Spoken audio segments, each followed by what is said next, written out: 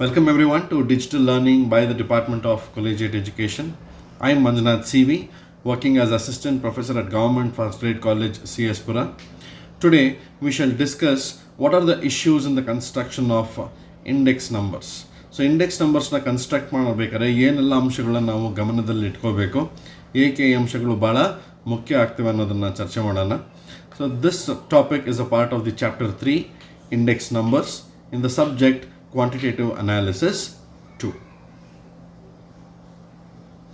So what are the issues or what are the areas of concern in the construction of index numbers? There are 6 main areas which we have to focus while constructing index numbers. 1, the purpose of the index. Second, the selection of the items.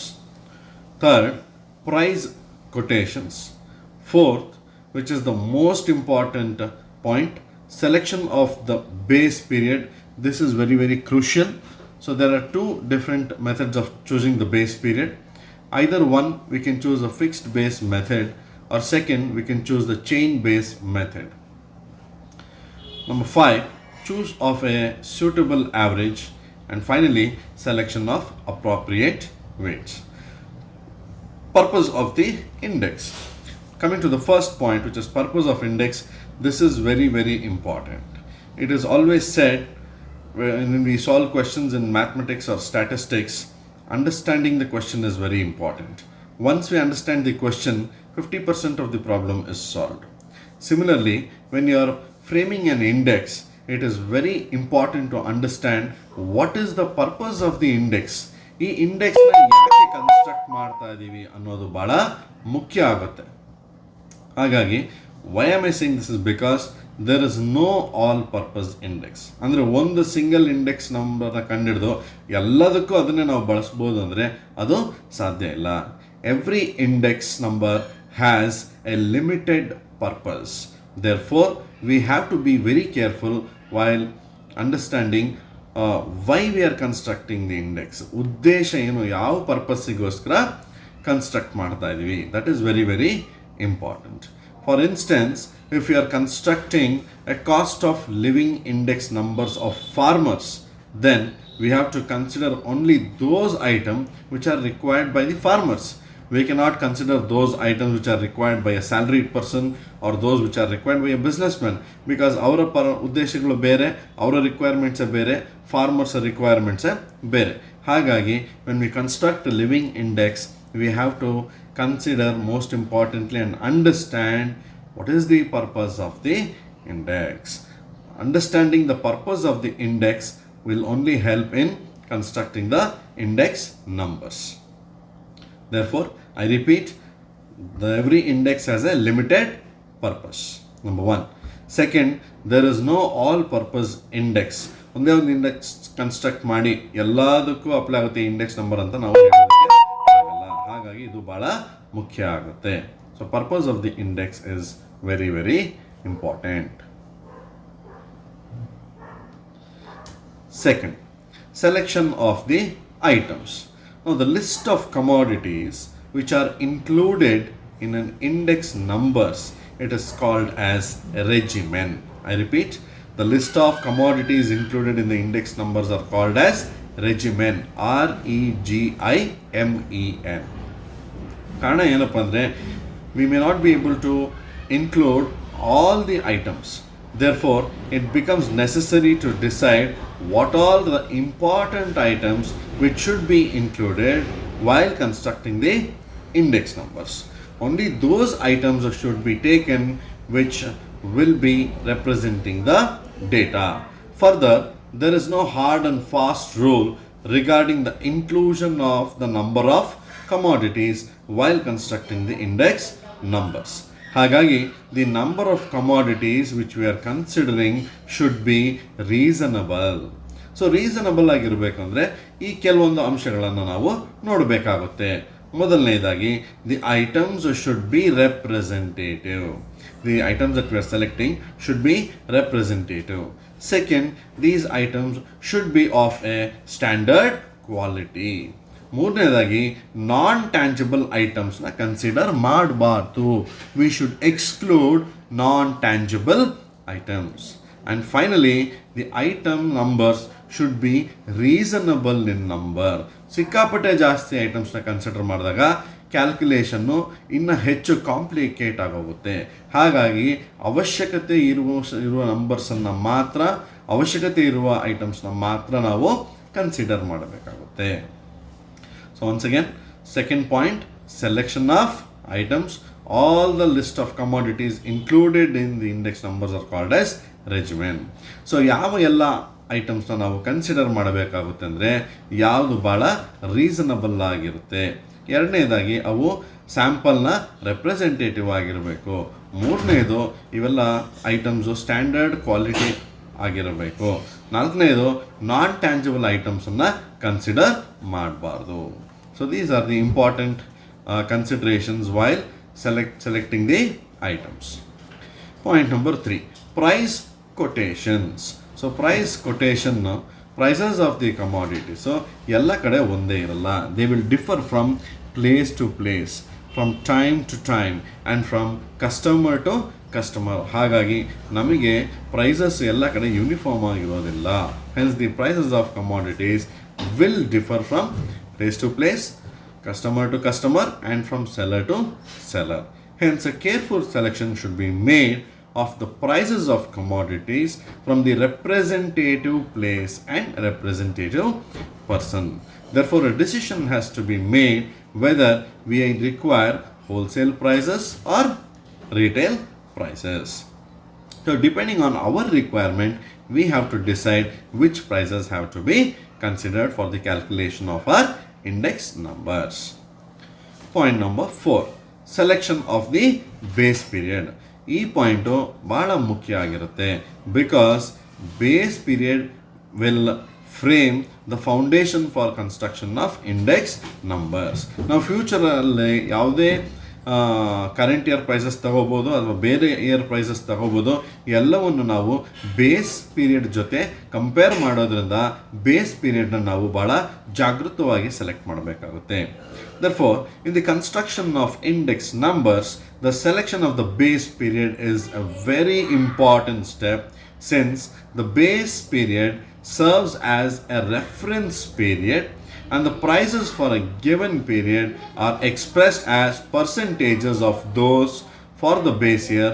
Therefore, it is necessary that number 1, the base period should be normal. Second, it should not be too far from the base. ಹಾಗಾಗಿ base ಪೀರಿಯಡ್ನ consider ಮಾಡೋದು ಭಾಳ important ಆಗುತ್ತೆ, selection of the base period. ಈಗಾಗಲೇ ಹೇಳಿದಾಗೆ 2 methods ಮುಖಾಂತರ ನಾವು base ಪೀರಿಯಡ್ನ decide ಮಾಡ್ಬೋದು. ಒಂದು ಫಿಕ್ಸೆಡ್ ಬೇಸ್ ಮೆಥಡ್ ಮತ್ತು ಎರಡನೇದು ಚೈನ್ ಬೇಸ್ ಮೆಥಡ್. ಏನು 2 ಬೇಸಸ್ಗೂ ವ್ಯತ್ಯಾಸ? Fixed base method, according to this any year is taken as the base. ಉದಾಹರಣೆಗೆ let us say we are comparing the prices of 2012, 13, 14, 15 and 16. ಈ 5 ವರ್ಷ ಬೇಸಿಸ್ನ ತಗೊಂಡಾಗ we will take generally the first year, that is 2012 as the base, and base year value ಯಾವಾಗಲೂ 100 ಆಗಿರುತ್ತೆ. We will compare base period with the either the next year 2013 or the next year 2014 or the next year 2015 or 2016. ಹಾಗಾಗಿ ಒಂದು ಸರ್ತಿ base ಪೀರಿಯಡ್ನ fix ಮಾಡಿಕೊಂಡ್ರೆ that method is called as fixed base method, right? So such indices are also called as fixed base indices. Simple words ಅಲ್ಲಿ ಹೇಳಬೇಕಂದ್ರೆ, if the period of comparison is kept the same, ಅಥವಾ ಅದನ್ನು ನಾವು fix ಮಾಡಿಬಿಟ್ರೆ, changes ಮಾಡಿದೆ for calculating index numbers of different years, ಅಂತ base ಪೀರಿಯಡ್ನ we will call it as fixed base period. ಉದಾಹರಣೆಗೆ 2012, 13, 14, 15, 16 ಈ 5 ವರ್ಷಗಳಲ್ಲಿ ಫಸ್ಟ್ ವರ್ಷ 2012 ಬೇಸ್ ಅಂತ ಕನ್ಸಿಡರ್ ಮಾಡಿ ಫಿಕ್ಸ್ ಮಾಡಿದಾಗ ನಾವು 2013ನ 2012 ಇಯರ್ ಜೊತೆ ಕಂಪೇರ್ ಮಾಡ್ತೀವಿ. ಅದೇ ರೀತಿ 2014 ಇಯರ್ಗೂ ಸಹ 2012 ಇಯರ್ ಜೊತೆನೇ ಕಂಪೇರ್ ಮಾಡ್ತೀವಿ ಪ್ರೈಸಸ್ನ. ಆ್ಯಂಡ್ 2015 ವರ್ಷಕ್ಕೂ ಸಹ ಬೇಸ್ ಪೀರಿಯಡ್ 2012 ಆಗಿರೋದ್ರಿಂದ 2012 ಜೊತೆ ಕಂಪೇರ್ ಮಾಡ್ತೀವಿ. Similarly, the year 2016 numbers also will be compared with the base period of 2012. So ಈ 5 ವರ್ಷಗಳಲ್ಲಿ 1 ವರ್ಷ ಬೇಸ್ ಪೀರಿಯಡ್ ಅಂತ ಫಿಕ್ಸ್ ಮಾಡಿದ್ವಿ, ಅದು 2012. ಉಳಿದ 4 ವರ್ಷಗಳು 2013, 14, 15, 16 ಎಲ್ಲವೂ we are comparing with the base period 2012. So ಯಾವಾಗ ಬೇಸ್ ಪೀರಿಯಡ್ ಫಿಕ್ಸ್ ಆಗಿರುತ್ತೋ for different years that period will be considered, that base period method will be considered as fixed base method. So ಸುಲಭವಾಗಿ ಹೇಳಬೇಕಂದ್ರೆ ಇಲ್ಲಿ fixed base change ಆಗೋದಿಲ್ಲ, stagnant ಆಗಿರುತ್ತೆ. Next method chain base method. So ಈ ಮೆಥಡಲ್ಲಿ the relatives of each year are calculated on the basis of the prices of the preceding year. ಅಲ್ಲಿಗೆ base period ಒಂದೇ ಆಗಿರಲ್ಲ. ಉದಾಹರಣೆಗೆ ಅದೇ 5 ವರ್ಷ ತಗೊಳ್ಳೋಣ. 2012, 13, 14, 15, 16. 2013ಕ್ಕೆ 2012ನೇ ವರ್ಷ ಬೇಸ್ ಪೀರಿಯಡ್ ಆಗಿರುತ್ತೆ. 2014ಗೆ 2013 ಬೇಸ್ ಪೀರಿಯಡ್ ಆಗಿರುತ್ತೆ. 2015ಗೆ 2014 ಬೇಸ್ ಪೀರಿಯಡ್ ಆಗಿರುತ್ತೆ. ಸೊ ಇದರ ಅರ್ಥ ಸಿಂಪಲ್ ಆಗಿ ಹೇಳಬೇಕಂದ್ರೆ ಯಾವ ವರ್ಷನ ನಾವು ಕನ್ಸಿಡರ್ ಮಾಡ್ತಾ ಇದ್ದೀವೋ that will be considered as the current year, ಮತ್ತು ಅದಕ್ಕೆ ಮುಂಚಿನ year that is the previous year will be considered as the base period. So ನಮ್ಮ ಎಕ್ಸಾಂಪಲ್ ಪ್ರಕಾರ 2013ಗೆ 2012 ಬೇಸ್ ಪೀರಿಯಡ್ ಆಗಿರುತ್ತೆ. ಹಾಗಾಗಿ 2013 is the current year, 2012 will be the base year. Next, when we compare prices for 2013 and 2014, 2013 will become the new base period and 2014 will be the current year. So ಇಲ್ಲಿ observe ಮಾಡಿದಾಗ 12-13ಗೆ base period 2012 ಆಗಿತ್ತು ಮತ್ತು 13-14ಗೆ 2013 base period ಆಗಿತ್ತು. ಹಾಗಾಗಿ base period 12ಇಂದ 13ಗೆ change ಆಗುತ್ತೆ. ಅದೇ ರೀತಿ 2014 and 2015 ಕಂಪೇರ್ ಮಾಡಿದಾಗ 2014 will be our base period, 2015 will be our current period or current year. ಹಾಗಾಗಿ ಇಲ್ಲಿ 2013 ಇದ್ದಂಥ ಬೇಸ್ ಪೀರಿಯಡ್ ಚೇಂಜ್ ಆಗಿ 2014 ಬೇಸ್ ಪೀರಿಯಡ್ ಆಗುತ್ತೆ, 2015 ಕರೆಂಟ್ ಪೀರಿಯಡ್ ಆಗುತ್ತೆ. ಸೊ ಇಲ್ಲಿ ಎಕ್ಸಾಂಪಲ್ ಮುಖಾಂತರ ಹೇಳಬೇಕಾದ್ರೆ ಫಿಕ್ಸೆಡ್ ಬೇಸ್ ಪೀರಿಯಡಲ್ಲಿ 1 ವರ್ಷನ ಫಿಕ್ಸೆಡ್ ಬೇಸ್ ಅಂತ ಕನ್ಸಿಡರ್ ಮಾಡಿದ್ಮೇಲೆ ಚೇಂಜ್ ಮಾಡೋದಕ್ಕೆ ಅವಕಾಶ ಇರಲ್ಲ. ಅದೇ ಚೈನ್ ಬೇಸ್ ಪೀರಿಯಡಲ್ಲಿ ನಮ್ಮ ಬೇಸ್ ಪೀರಿಯಡು ಪ್ರತಿ ವರ್ಷ ಚೇಂಜ್ ಆಗ್ತಾ ಹೋಗುತ್ತೆ. Right, this is the difference between fixed base method and chain base method. So if the previous period of the respective current year is taken as the base, then such base period is called as chain base period. So ಇಲ್ಲೆಲ್ಲ 4 ಅಂಶಗಳನ್ನು consider ಮಾಡಿದ್ವಿ. Purpose of the index, ಯಾಕೆ ಇಂಡೆಕ್ಸನ್ನು construct ಮಾಡ್ತಾ ಇದ್ದೀವಿ. 2ನೇದು selection of the items, 3ನೇದು price quotations, ಮತ್ತು 4ನೇದು selection of the base period. ಈಗ 5ನೇದು ಚೂಸಿಂಗ್ ಎ ಸೂಟಬಲ್ ಆವ್ರೇಜ್. ಈಗ ಆವ್ರೇಜ್ ಕನ್ಸಿಡರ್ ಮಾಡಬೇಕಾದ್ರೂ ಭಾಳ ಕನ್ಫ್ಯೂಷನ್ ಆಗುತ್ತೆ. ಅರ್ಥಮೆಟಿಕ್ ಮೀನ್ ಚೂಸ್ ಮಾಡ್ಕೋಬೇಕಾ, ಜಾಮೆಟ್ರಿಕ್ ಮೀನ್ ಚೂಸ್ ಮಾಡ್ಕೋಬೇಕಾ? ಕಾರಣ ಏನಪ್ಪ ಅಂದರೆ index numbers are specialized averages. Therefore, we have to take a decision as to which statistical average should be used for constructing the index number. ಭಾಳ important. Index numbers are specialized ಆವ್ರೇಜಸ್. ಹಾಗಾಗಿ ನಮಗಿರೋ confusion ಏನಪ್ಪ ಅಂದರೆ arithmetic mean ತಗೋಬೇಕಾ, geometric ಮೀನ್ ತಗೋಬೇಕಾ? Geometric theoretically ಹೇಳಬೇಕು ಅಂದರೆ geometric mean is the best average for construction of index numbers. ಆದರೆ generally and widely we use arithmetic mean instead of geometric mean. ಕಾರಣ ಏನಪ್ಪ ಅಂದರೆ ಅರ್ಥಮೆಟಿಕ್ ಮೀನ್ ತಗೊಂಡಾಗ ಕ್ಯಾಲ್ಕುಲೇಷನ್ಸಲ್ಲಿ ಸಿಂಪಲ್ ಆಗಿರುತ್ತೆ, ಕ್ಯಾಲ್ಕುಲೇಷನ್ಸಲ್ಲಿ ಕಾಂಪ್ಲಿಕೇಶನ್ಸ್ ಬರಲ್ಲ. ಅದೇ ಜಾಮೆಟ್ರಿಕ್ ಮೀನ್ ತಗೊಂಡಾಗ ಅರ್ಥಮೆಟಿಕ್ ಮೀನಷ್ಟು ಸಿಂಪಲ್ ಆಗಿ ಜಾಮೆಟ್ರಿಕ್ ಮೀನ್ ಯೂಸ್ ಮಾಡಿಕೊಂಡು ಇಂಡೆಕ್ಸ್ ನಂಬರ್ಸ್ ಕಂಡುಹಿಡಿಯೋದು ಕಷ್ಟ ಆಗುತ್ತೆ. ಈ ಕಾರಣದಿಂದ ನಾವು ಅರ್ಥಮೆಟಿಕ್ ಮೀನನ್ನು we will widely used in the construction of index numbers. 2 main methods, either geometric mean use ಮಾಡ್ಕೊಂಡು ಇಂಡೆಕ್ಸ್ ನಂಬರ್ಸ್ ಮಾಡ್ಬೋದು ಅಥವಾ ಅರ್ಥಮೆಟಿಕ್ ಮೀನ್ ತೊಗೊಂಡು ಇಂಡೆಕ್ಸ್ ನಂಬರ್ಸ್ನ ಕನ್ಸ್ಟ್ರಕ್ಟ್ ಮಾಡ್ಬೋದು. ಸೊ ಇವೆರಡೂ ನೋಡಿದಾಗ ನಾವು ಜಾಮೆಟ್ರಿಕ್ ಮೀನು ಥಿಯರಿಟಿಕಲಿ ಸ್ಪೀಕಿಂಗ್ ಭಾಳ ಚೆನ್ನಾಗಿರುತ್ತೆ, ಬಟ್ ಕ್ಯಾಲ್ಕುಲೇಷನ್ ಪಾರ್ಟಲ್ಲಿ ಭಾಳ ಕಾಂಪ್ಲಿಕೇಶನ್ಸ್ ಬರುತ್ತೆ. ಹಾಗಾಗಿ most widely used method by all the statisticians generally is they use arithmetic mean for constructing index numbers. The reason being simplicity in the calculations. ಆ ಒಂದು ಕಾರಣದಿಂದ they will choose arithmetic mean, that is choosing a suitable average. Finally, selection of the appropriate method. What do we mean by selection of appropriate weights? The term weight refers to relative importance of the different items in the construction of index numbers. ಈ weights ಬಗ್ಗೆ ಹೇಳೋಕ್ಕಿಂತ ಮುಂಚೆ there are two main methods of constructing index numbers. ಒಂದು unweighted method, ಮತ್ತೊಂದು weighted method. I repeat once again, ಒಂದು unweighted method, ಇನ್ನೊಂದು weighted method. Unweighted method ಅಲ್ಲಿ assumption ಏನಪ್ಪ ಅಂದರೆ ಆಲ್ ಐಟಮ್ಸ್ ಆರ್ ಈಕ್ವಲ್, ಎಲ್ಲರನ್ನು ಸಮನಾಗಿ ಕಾಣ್ತೀವಿ, ಹಾಗಾಗಿ ಎಲ್ಲ ಐಟಮ್ಸು ಈಕ್ವಲ್ ಅಂತ ಅನ್ನೋ ಅಸಂಪ್ಷನ್ ಮೇಲೆ ಅನ್ವೇಟೆಡ್ ಮೆಥಡ್ ವರ್ಕ್ ಆಗುತ್ತೆ. ಸೊ ಇದರಲ್ಲಿ further we have two methods, ಒಂದು ಸಿಂಪಲ್ ಅಗ್ರಿಗೇಟ್ ಮೆಥಡ್ ಮತ್ತು simple average of price relatives method. ಇವೆರಡು ಮೆಥಡ್ ಅನ್ವೇಟೆಡ್ ಮೆಥಡ್, ಅವು ವೆಯ್ಟ್ಸನ್ನು ಕನ್ಸಿಡರ್ ಮಾಡಲ್ಲ. ಯಾವುದಕ್ಕಪ್ಪ ವೆಯ್ಟ್ಸ್ ಕೊಡ್ತಾ ಇದ್ದೀವಿ ಅಂದರೆ we have different items which are included in the construction of index numbers and these different items are called as regimen. Already we have discussed in the previous session.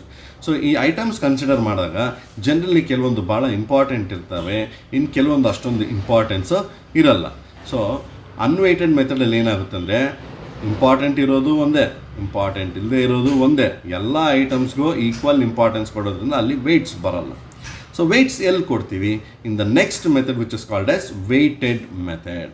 So weighted ಮೆಥಡಲ್ಲಿ ನಾವೇನಪ್ಪ ಮಾಡ್ತೀವಿ ಅಂದರೆ ಅಲ್ಲಿ different ಐಟಮ್ಸ್ಗೆ ಅದಕ್ಕೆ ತಕ್ಕ ಹಾಗೆ ನಾವು certain ವೆಯ್ಟ್ಸನ್ನು ಕೊಡ್ತಾ ಹೋಗ್ತೀವಿ. ಆ ಸರ್ಟನ್ ವೆಯ್ಟ್ಸ್ ಒಂದು ರ್ಯಾಷನಲ್ ಬೇಸಿಸ್ ಮೇಲೆ, ಲಾಜಿಕಲ್ ಬೇಸಿಸ್ ಮೇಲೆ ಕೊಡ್ತೀವಿ. ಹಾಗಾಗಿ ಕೆಲವೊಂದು ಭಾಳ ಇಂಪಾರ್ಟೆಂಟ್ ಆಗ್ತವೆ, ಇನ್ನು ಕೆಲವು ಅಷ್ಟೊಂದು ಇಂಪಾರ್ಟೆಂಟು ಆಗೋದಿಲ್ಲ. So this is the difference between the unweighted method and weighted method. ಹಾಗಾಗಿ ವೇಟೆಡ್ ಮೆಥಡ್ ಏನಪ್ಪ ಮಾಡುತ್ತೆ ಅಂದರೆ speciality of this method is that it gives relative importance to the different items in the construction of index numbers. ಹಾಗಾಗಿ all items are not given equal importance and hence it is necessary to find out suitable methods by which the varying importance of different items is taken into account. ಸರಳವಾಗಿ ಹೇಳಬೇಕಂದ್ರೆ ಯಾವ ಐಟಮ್ಗೆ ಹೆಚ್ಚು weights ಕೊಡಬೇಕು, ಯಾವ ಐಟಮ್ಗೆ ಕಡಿಮೆ weights ಕೊಡಬೇಕು ಅನ್ನೋ decision ತಗೋದು ಭಾಳ ಕ್ರೂಷಿಯಲ್ ಆಗುತ್ತೆ. ಸೊ ಹಾಗಾಗಿ we have to choose appropriate weights. So ಈ ರೀತಿ ವೆಯ್ಟ್ಸ್ ಕೊಡಬೇಕಾದ್ರೆ ನಾವು ಏನೇನು ಫ್ಯಾಕ್ಟರ್ಸ್ನ ಕನ್ಸಿಡರ್ ಮಾಡಬೇಕಾಗುತ್ತೆ? Number 1, the value of quantity produced. Second, the value of quantity consumed. ಮೂರನೇದು, the value of quantity put to sale or which is sold. ಈ ಮೂರು ಅಂಶಗಳನ್ನ ಕನ್ಸಿಡರ್ ಮಾಡಿಕೊಂಡು ನಾವೇನಪ್ಪ ಮಾಡಬೇಕು ಅಂದರೆ ವೆಯ್ಟ್ಸನ್ನು ಕೊಡಬೇಕಾಗುತ್ತೆ. ಯಾವ ಮೂರು ಅಂಶಗಳು? ಎಷ್ಟು ಕ್ವಾಂಟಿಟಿ ಪ್ರೊಡ್ಯೂಸ್ ಆಗಿದೆ, ಎಷ್ಟು ಕ್ವಾಂಟಿಟಿ ಸೇಲ್ಸ್ ಆಗ್ತಾ ಇದೆ, ಮತ್ತು ಎಷ್ಟು ಕ್ವಾಂಟಿಟಿ ಕನ್ಸಂಪ್ಷನ್ ಆಗ್ತಾ ಇದೆ. ಇವು ಮೂರು ಫ್ಯಾಕ್ಟರ್ಸ್ನ ಕನ್ಸಿಡರ್ ಮಾಡಿಕೊಂಡು ನಾವು ನಂಬರ್ಸಿಗೆ ವೆಯ್ಟ್ಸನ್ನು ಕೊಡ್ತಾ ಹೋಗ್ತೀವಿ. ಸೊ ಅದನ್ನು we will call it as selection of appropriate weights. ಈಗ ವೆಯ್ಟ್ಸ್ ಅಲಾಟ್ ಮಾಡಬೇಕಾದ್ರೆ ಮತ್ತೆ ಎರಡು ಮೆಥಡ್ಸ್ ಇದೆ, ಒಂದು ಇಂಪ್ಲಿಸಿಟ್ ಮೆಥಡ್, ಮತ್ತೊಂದು explicit method. In the implicit method, under this method the commodity to which greater importance has been given is repeated a number of times. So ಈ item ಏನಾಗುತ್ತೆ ಅಂದರೆ ಸಾಕಷ್ಟು ಸಾರಿ ರಿಪೀಟ್ ಆಗಿರೋದ್ರಿಂದ, ಹೆಚ್ಚು ರಿಪೀಟ್ ಆಗ್ತಿರೋದ್ರಿಂದ ಅದಕ್ಕೆ ಹೆಚ್ಚು ಮಹತ್ವ ಕೊಡ್ತೀವಿ, ಅದಕ್ಕೆ ವೆಯ್ಟ್ಸನ್ನು ಜಾಸ್ತಿ ಕೊಡ್ತೀವಿ. Second one, explicit method. Under this method the weights are explicitly assigned to the commodities.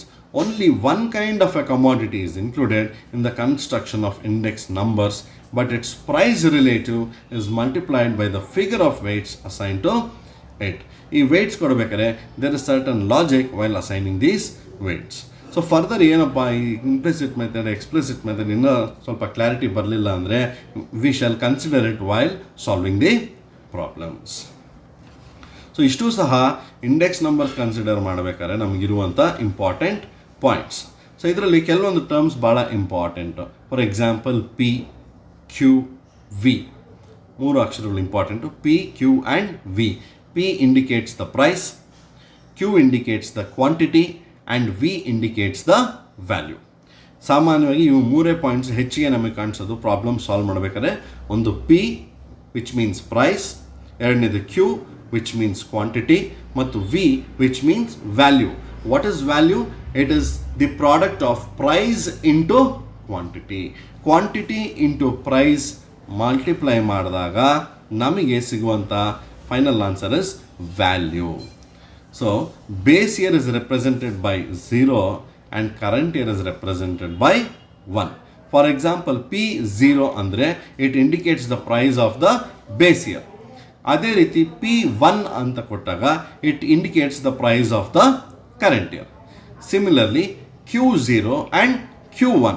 Q0 indicates quantity of the base period and Q1 indicates the quantity of the current period. ಅದೇ ರೀತಿ V0, V1. V0 indicates value of the base period and V1 indicates value of the current period. So ಈ ರೀತಿ ನಾವು ಹೆಚ್ಚಿಗೆ ಬಳಸುವಂಥ 3 symbols ಅಥವಾ notations ಏನಪ್ಪ ಅಂದರೆ ಒಂದು P, ಇನ್ನೊಂದು Q, ಇನ್ನೊಂದು V. P for price, Q for quantity, V for value. ಮತ್ತು 2 ನಂಬರ್ಸ್ ಯೂಸ್ ಮಾಡ್ತೀವಿ, 0 and 1. Either we can use it as a whole number or we can use it as a subscript, right? So 0 indicates the base year period and 1 indicates the current year period. So in this session we have tried to understand what are the important issues, what are the areas which have to be considered carefully while constructing the index numbers. ಮತ್ತೊಮ್ಮೆ ಏನಪ್ಪ important numbers ಅಂದರೆ let us revise. Number 1, the purpose of the index. ಯಾವ ಉದ್ದೇಶಕ್ಕೆ index ತಗೊಂಡಿದ್ವಿ, ಭಾಳ very important. Purpose clear ಆದರೆ construct ಮಾಡಿರೋ indexes numbers will serve the purpose. ಎರಡನೇದು selection of the items. ಎಲ್ಲ ಐಟಮ್ಸ್ನು ನಾವು ಕನ್ಸಿಡರ್ ಮಾಡೋದಕ್ಕೆ ಆಗಲ್ಲ, ಹಾಗಾಗಿ ಯಾವ ಇಂಪಾರ್ಟೆಂಟ್ ಐಟಮ್ಸ್ ಇರುತ್ತೋ ಅದನ್ನು ಮಾತ್ರ ಕನ್ಸಿಡರ್ ಮಾಡ್ತೀವಿ. ಆ ಐಟಮ್ಸನ್ನು ನಾವು ಕೇರ್ಫುಲ್ಲಾಗಿ ಸೆಲೆಕ್ಟ್ ಮಾಡಬೇಕಾಗುತ್ತೆ. ಆ ಐಟಮ್ಸು ಸ್ಯಾಂಪಲ್ ರೆಪ್ರೆಸೆಂಟೇಟಿವ್ ಆಗಿರಬೇಕು. It should be of a standard quality. Then non tangible ಐಟಮ್ಸ್ನ ಕನ್ಸಿಡರ್ ಮಾಡಬಾರ್ದು. And finally these items should be in a reasonable manner ಅಥವಾ ರೀಸನಬಲ್ ನಂಬರ್. ಮೂರನೇದು ಪ್ರೈಸ್ ಕೊಟೇಷನ್. ಜಾಗದಿಂದ ಜಾಗಕ್ಕೆ, ವ್ಯಕ್ತಿಯಿಂದ ವ್ಯಕ್ತಿಗೆ, ಸೆಲ್ಲರಿಂದ ಸೆಲ್ಲರ್ಗೆ ಪ್ರೈಸಸ್ಸು ಚೇಂಜ್ ಆಗ್ತವೆ. ಹಾಗಾಗಿ ಪ್ರೈಸ್ ಕೊಟೇಷನ್ಸು ಒಂದೇ ಇರೋದಿಲ್ಲ, ವೇರಿಯೇಷನ್ ಆಗ್ತವೆ. ಕೇರ್ಫುಲ್ಲಾಗಿ ಪ್ರೈಸಸ್ನ ಕನ್ಸಿಡರ್ ಮಾಡಬೇಕು. ನಾಲ್ಕನೇದು selection of the base period. Base period selection ಭಾಳ important. So base period fixed base method ಮಾಡಬೇಕಾ ಅಥವಾ ಚೈನ್ ಬೇಸಲ್ಲಿ ಬೇಸ್ ಪೀರಿಯಡ್ನ ಚೂಸ್ ಮಾಡಬೇಕಾ ಅನ್ನೋದು ಡಿಸಿಷನ್ ತಗೋಬೇಕಾಗುತ್ತೆ. This is very important step. ಮತ್ತು ಐದನೇದು choosing of a suitable average. Geometric mean consider ಮಾಡಬೇಕಾ, ಅರ್ಥಮೆಟಿಕ್ ಮೀನ್ ಕನ್ಸಿಡರ್ ಮಾಡಬೇಕಾ? ಜಾಮೆಟ್ರಿಕ್ ಮೀನು ಥಿಯರಿಟಿಕಲಿ ಸ್ಪೀಕಿಂಗ್ ಭಾಳ ಒಳ್ಳೆಯದು, that gives the best average. But due to complication in calculations we will choose arithmetic mean which has less complications and it is simple in calculations. And finally selection of the appropriate weights. Unweighted ಮೆಥಡ್ಸ್ಗೆ ಇದು apply ಆಗಲ್ಲ, but weighted ಮೆಥಡ್ಗೆ ಇದು apply ಆಗುತ್ತೆ. Unweighted ಮೆಥಡ್ಸಲ್ಲಿ ನಮಗೆ 2 method ಬರುತ್ತೆ, simple aggregate method ಮತ್ತೊಂದು simple average of price relatives. ಅದೇ weighted ಮೆಥಡಲ್ಲೂ ಸಹ we have weighted aggregate method, weighted average of price relatives method, further different index methods ಬರುತ್ತೆ. ವೇಟೆಡ್ ಮೆಥಡ್ಸಲ್ಲಿ Laspeyres method, Paasche's method, Fisher's method, Marshall Edgeworth method, Dorbish method, etc. From the syllabus point of view, we will consider only 3 methods.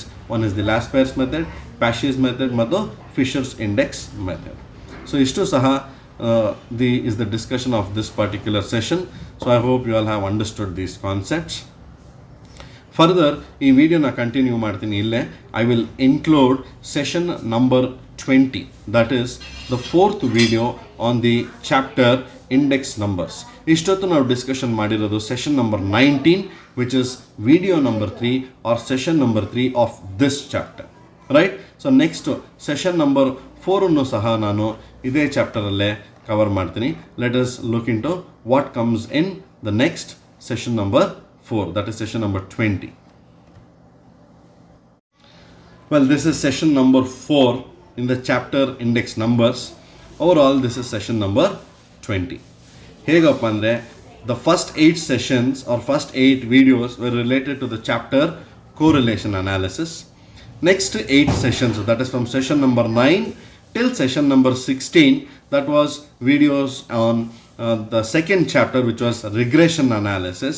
But the session number 17 ಇಂದ up to session number 28 ನಾವು we are doing the videos on the third chapter index numbers. ಹಾಗಾಗಿ this is the 20th session out of over all 60 sessions in this subject. ಅದಕ್ಕೆ index numbers ಚಾಪ್ಟರಲ್ಲಿ ಇದು 4ನೇ video and over all ಸಬ್ಜೆಕ್ಟ್ನ consider ಮಾಡಿದಾಗ ಇದು 20th video. So ಈ ವಿಡಿಯೋನಲ್ಲಿ we shall try to understand what are the different methods of constructing the index numbers. So index numbers construction ಮಾಡಬೇಕಾದ್ರೆ ಏನೆಲ್ಲ ಮೆಥಡ್ಸ್ ಬರುತ್ತೆ ಅಂತ ಚರ್ಚೆ ಮಾಡೋಣ. ಈಗಾಗಲೇ ಬ್ರೀಫಾಗಿ ನಿಮಗೆ ಹೇಳಿದ್ದೀನಿ ಪ್ರೀವಿಯಸ್ ಸೆಷನಲ್ಲಿ 2 ಮೆಥಡ್ಸ್ ಇದೆ, ಒಂದು ಅನ್ವೈಟೆಡ್ ಮೆಥಡ್ಸ್, ಮತ್ತೊಂದು weighted methods. So let us proceed to the next slide. ನೋಡಿ, index numbers P01, P indicates price, 0 indicates the base year, 1 indicates the current year. ಈಗಾಗಲೇ ಹೇಳಿರೋ ಹಾಗೆ 2 ಮೆಥಡ್ಸ್ ಮುಖಾಂತರ ನಾವು ಇಂಡೆಕ್ಸ್ ನಂಬರ್ಸ್ನ ಕಂಡುಹಿಡಿಬೋದು. ಒಂದು ಅನ್ವೈಟೆಡ್ ಮೆಥಡ್ಸ್, ಎರಡನೇದು ವೇಟೆಡ್ ಮೆಥಡ್ಸ್. ಅನ್ವೈಟೆಡ್ ಮೆಥಡ್ಸ್ ಅಂದರೆ ಏನು? ಇಲ್ಲಿರುವಂಥ ಅಸಂಪ್ಷನ್ ಎಲ್ಲ ಐಟಮ್ಸು ಈಕ್ವಲ್ ಆಗಿದೆ, ಯಾವುದು ಹೆಚ್ಚಲ್ಲ ಯಾವುದು ಕಡಿಮೆ ಅಲ್ಲ. Therefore, the assumption of unweighted method is that we are going to assign equal weights to all the items in the sample. Under unweighted methods, we have 2 simple methods. One, simple aggregative method, ಮತ್ತೊಂದು simple average of relatives method. ಎರಡನೇ method ಬಂದು weighted method. ಇದರಲ್ಲಿ further 2 bifurcations ಬರುತ್ತೆ. ಒಂದು weighted aggregative method, ಮತ್ತೊಂದು weighted average of price relatives. ಮತ್ತೊಮ್ಮೆ ಹೇಳ್ತೀನಿ, ಒಂದು ವೇಟೆಡ್ ಅಗ್ರಿಗೇಟಿವ್ ಮೆಥಡ್, ಇನ್ನೊಂದು weighted average of price relatives. So ಈ ವೇಟೆಡ್ ಮೆಥಡ್ಸಲ್ಲಿ ನೀವು ಇಲ್ಲಿ ಕೆಳಗಡೆ ಅಬ್ಸರ್ವ್ ಮಾಡಿದ್ರೆ ಯು ಹ್ಯಾವ್ 6 ಡಿಫ್ರೆಂಟ್ ಮೆಥಡ್ಸ್. ಒಂದು ಲಾಸ್ಟ್ ಪೇರ್ಸ್ ಮೆಥಡ್, ಎರಡನೇದು ಪ್ಯಾಶೀಸ್ ಮೆಥಡ್, ಮೂರನೇದು ಡಾರ್ಬಿಶ್ ಆ್ಯಂಡ್ ಬೋಲಿಸ್ ಮೆಥಡ್, ನಾಲ್ಕನೇದು ಫಿಶರ್ಸ್ ಐಡಿಯಲ್ ಮೆಥಡ್, ಐದನೇದು Marshall Edgeworth method, and finally the 6th one is Kelly's method. Out of these 6 methods, from the syllabus point of view, we are going to discuss in detail 3 methods. ಯಾವುದಪ್ಪ 3 methods ಅಂದರೆ, first one Laspeyres method, second one Paasche's method, ಮತ್ತು ಮೂರನೇದು Fisher's ideal method. ಈ 3 methods basis ಮೇಲೆ ನಿಮಗೆ ಎಕ್ಸಾಮಿನೇಷನಲ್ಲಿ 5 marks question ಕೇಳ್ಬೋದು, 15 marks question ಸಹ ಕೇಳ್ಬೋದು. ಹಾಗಾಗಿ they may also ask 2 marks question also. Hence we will restrict our focus towards last pairs method, Pashy's method and Fisher's ideal method. So to repeat once again, we have 2 broad methods of calculating index numbers. The first one is unweighted method and the second one is weighted method. Unweighted method ಅಲ್ಲಿ ಮತ್ತೆ 2 method, simple aggregate method ಮತ್ತು simple average of price relatives method. ಅದೇ ರೀತಿ weighted ಮೆಥಡಲ್ಲೂ ಸಹ we have 2 methods, weighted aggregative method ಮತ್ತು weighted average of price relatives.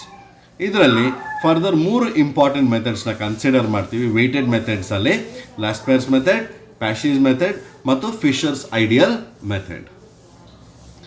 Aggregate method ಮತ್ತು price relatives ಮೆಥಡ್ಗೆ ಏನಪ್ಪ ವ್ಯತ್ಯಾಸ? Aggregative method. In the aggregate method, the aggregate price of all items in a given year is expressed as a percentage of the same in the base year, giving an index number. In the price relative method, the price of each item in the current year is expressed as a percentage of price in the base year. This is called as price relative. ಅದನ್ನು capital P ಅಂತಲೂ ಸಹ ಕರಿತೀವಿ, price relative, and it is expressed as the following formula. ಅಲ್ಲಿ formula ಎಲ್ಲ question mark ಇದೆ. Later on in the next session when I solve problems we shall try to understand in a better manner. So that's all for this particular session, dear students. We have tried to understand, most importantly, what are the different methods of construction of index numbers and what are the different types of index numbers. ಏನೆಲ್ಲ consider ಮಾಡೋಕ್ಕೆ ಹೋಗಿದ್ದೀವಿ ಇಲ್ಲಿ ನಾವು consider ಮಾಡುವಂಥ factors ಏನೇನಪ್ಪ ಅಂದರೆ, point number 1, index numbers construct ಮಾಡಬೇಕಾದ್ರೆ ನಮಗೆ ಏನೆಲ್ಲ ಏರಿಯಾಸ್ನ ಕನ್ಸಿಡರ್ ಮಾಡಬೇಕು, ಏನೆಲ್ಲ ಇಂಪಾರ್ಟೆಂಟ್ ಪಾಯಿಂಟ್ಸ್ ಇದೆ, what are the difficulties, what are the challenges in the construction of index numbers ಒಂದು, ಮತ್ತು ಎರಡನೇದು what are the different methods of constructing index numbers. ಇಷ್ಟನ್ನು ಸಹ ನಾವು ಈ 2 ವಿಡಿಯೋ ಸೆಷನ್ಸಲ್ಲಿ ಕವರ್ ಮಾಡೋದಕ್ಕೆ ಟ್ರೈ ಮಾಡಿದ್ವಿ. Session number 19 issues in the construction of index numbers, ಮತ್ತು session number 20 what are the different methods of constructing the index numbers. I hope you all have complete clarity about these concepts. Thank you, students.